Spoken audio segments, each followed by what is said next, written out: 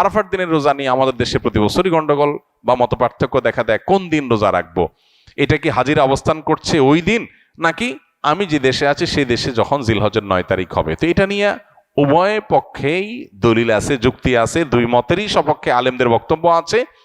সেক্ষেত্রে তুলনামূলকভাবে আমি যে দেশে আছি সেই দেশে জিলহজের 9 তারিখটা হলে সেটাকে আরাফার দিন হিসাবে, আরাফার দিন যদিও বাহ্যিকভাবে মনে হয় যে আরাফার ময়দানের সাথে সংশ্লিষ্ট, কিন্তু আসলে এই যে দিনগুলা ইয়াউমুত তারবিয়া, ইয়াউমে আরাফা, ইয়াউমুন নাহার, ইয়াউমুত তারবিয়া বলা হয় জিলহজের 8 তারিখকে, ইয়াউমুল আরাফা বলা হয় জিলহজের 9 তারিখকে, ইয়াউমুন নাহার বলা হয় জিলহজের 10 তারিখকে।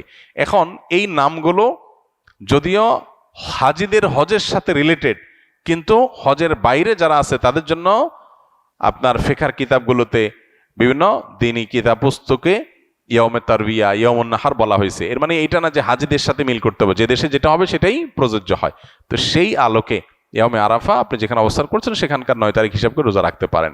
যদি আপনার কাছে বেশি মনে হয় যৌক্তিক যে না হাজিদের অবস্থানের সাথে মিল করে রাখাটা, যেহেতু নামের মধ্যেই ইয়াউমে আরাফা আছে, অতএব ওইটা আমি রাখবো, তো সেক্ষেত্রে আমি সেটাও করতে পারেন, কোনো অসুবিধা নেই।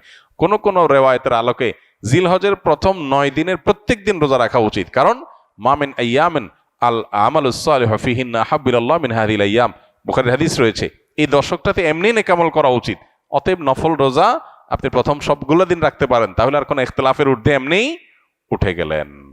অতএব আরাফার দিনে আরাফাতের বাইরে যারা আছেন তারা রোজা রাখবেন, আর আরাফাতে যারা আছেন তারা কি করবেন, ওই যে লা ইলাহা ইল্লাল্লাহু ওয়াহদাহু লা শারীকা লাহু বেশি বেশি পড়বেন, আর বেশি বেশি আল্লাহর কাছে দোয়া করবেন। দোয়াটা অবশ্য আমরা আরাফাতে যারা নাই তারাও করতে পারি।